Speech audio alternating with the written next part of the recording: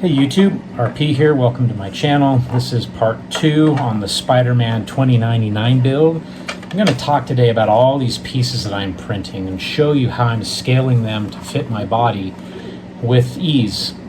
It's a real simple process. Stick around. I'm going to show you what I've done so far and how I've gotten to this point.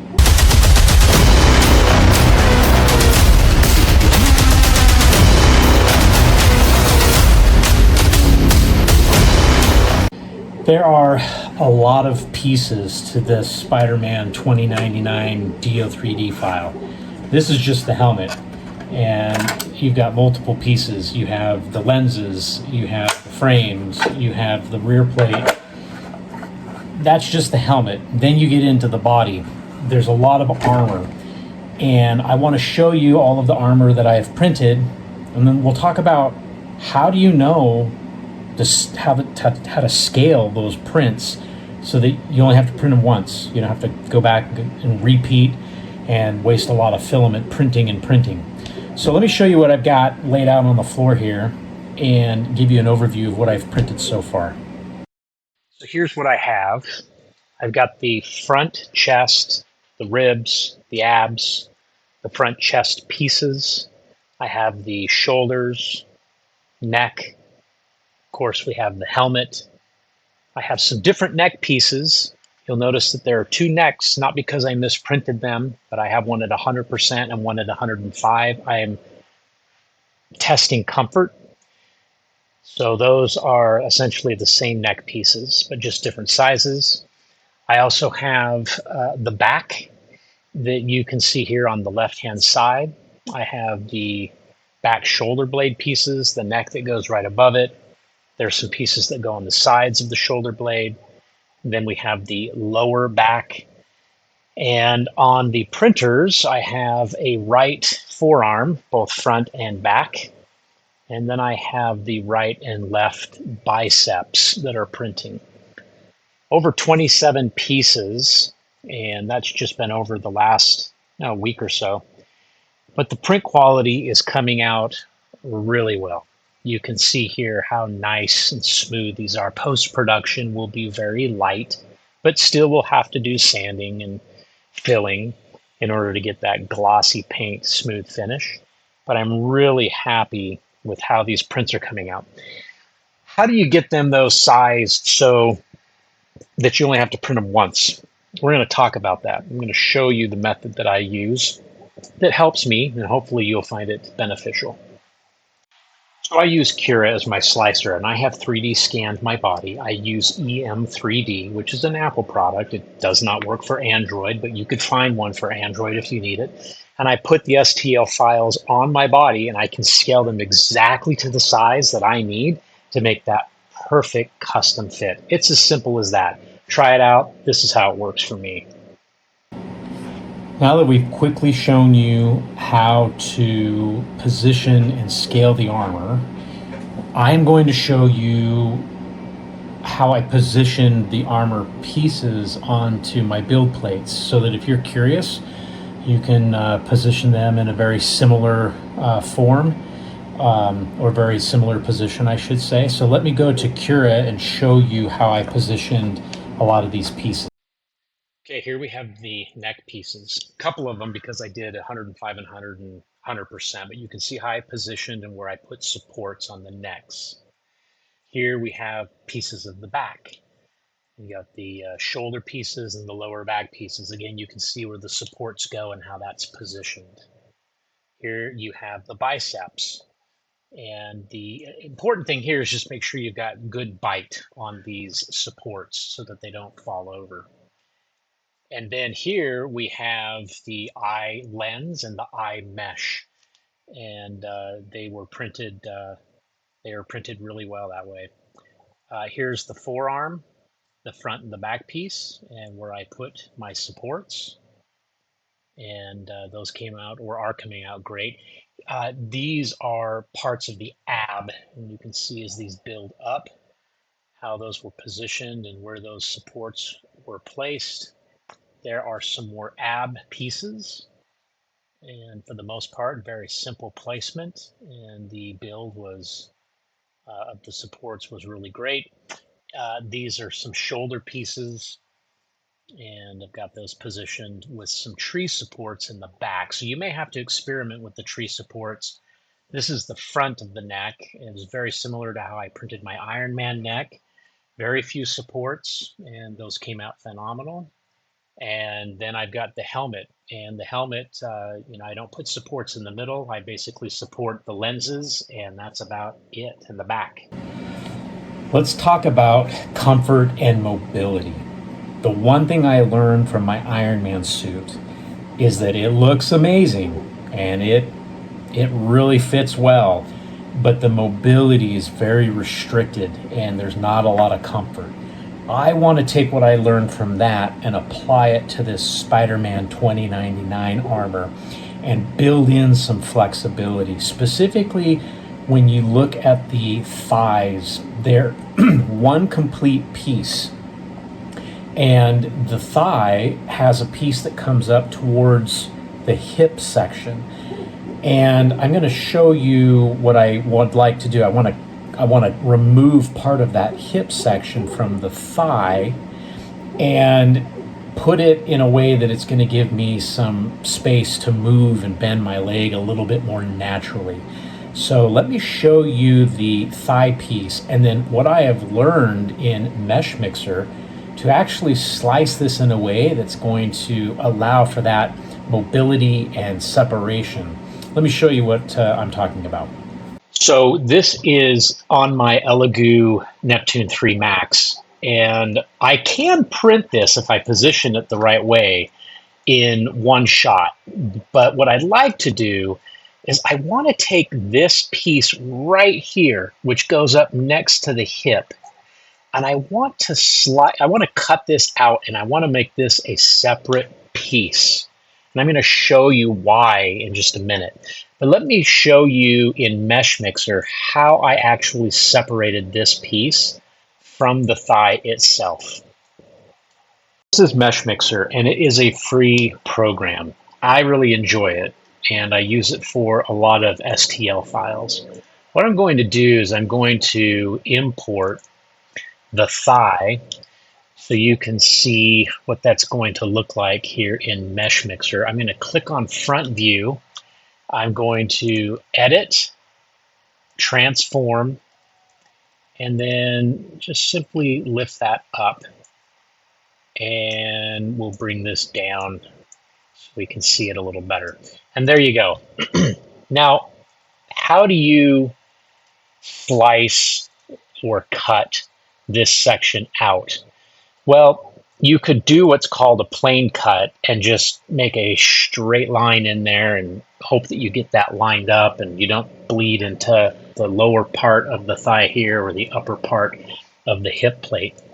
But what I have found works for me, and there are lots of ways to do this. So if you know of a better way to do this, more power to you. But the way I did this is by going to Select, and I just zoomed up on the area that I wanted to paint. And I just painted in the area that I want to cut. And the reason I'm painting in this area is I'm essentially telling Mesh Mixer, when I use the plane cut feature, don't go outside of that orange area. Only cut within that orange area, no matter where I put the plane.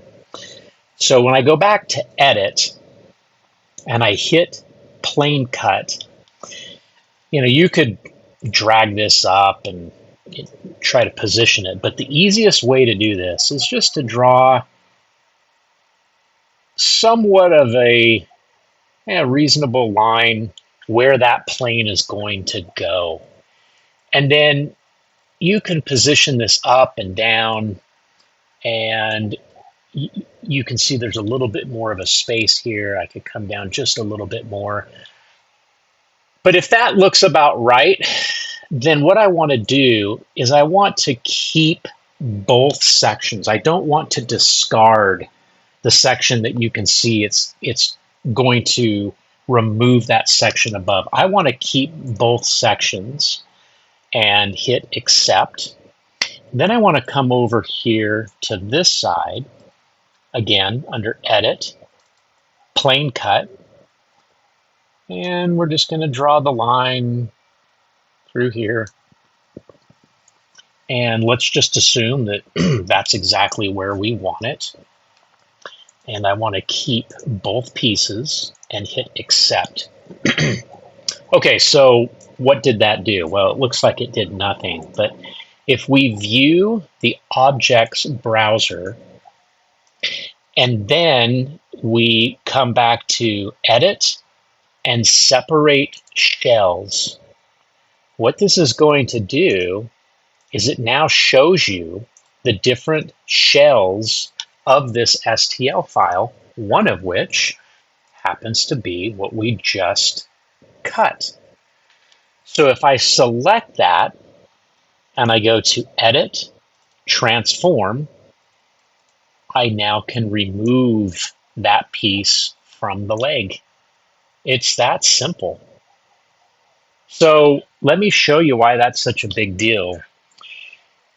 The way that I now create these separate STL files is by selecting this and highlighting it, and then I can export that and call it whatever I want. We'll call it hip plate, and we will save that. And then I can select, after that finishes rendering the STL file, I can select these other pieces that are down here, combine them so they are all one piece again, export that and call it thigh no hip plate and save that.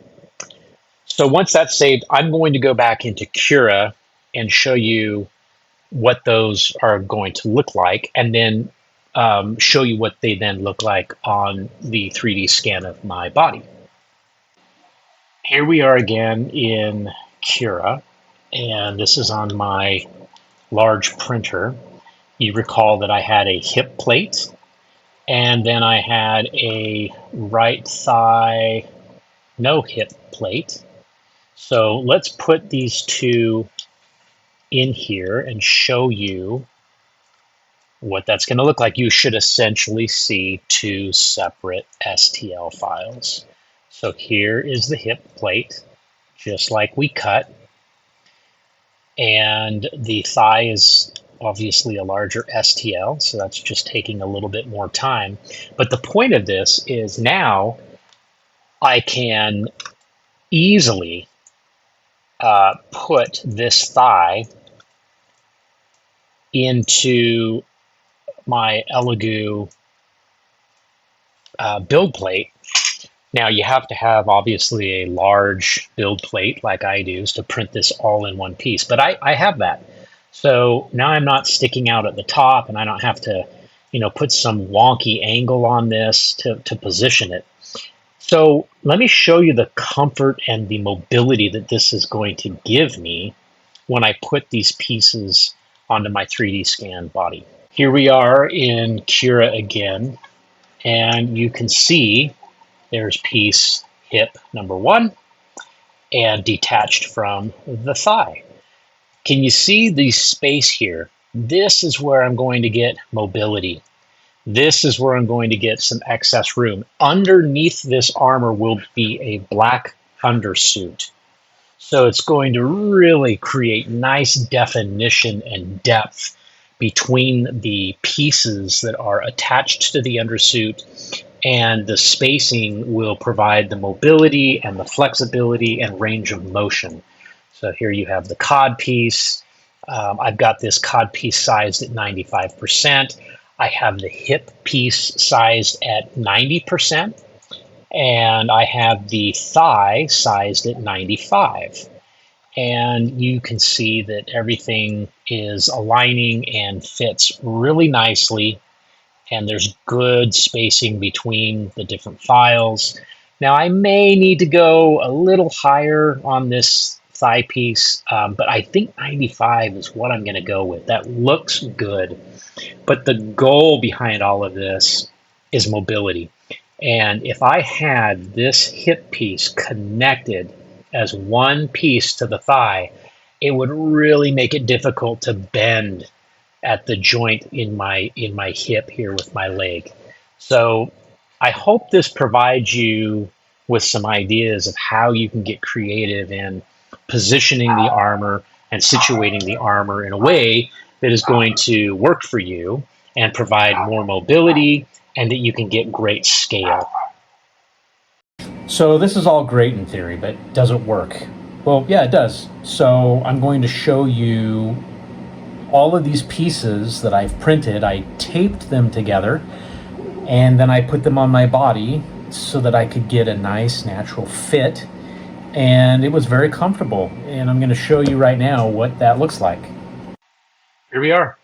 This is very comfortable. Now, it's taped. Obviously, I'm going to have to do some plastic welding, and we'll have magnets and straps and buckles, but this shows you that everything that I just walked you through works. Everything is at scale. It fits me really comfortably.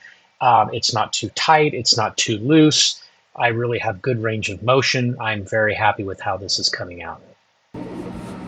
So there you have it. This works really well, and you can see that the helmet fits me well.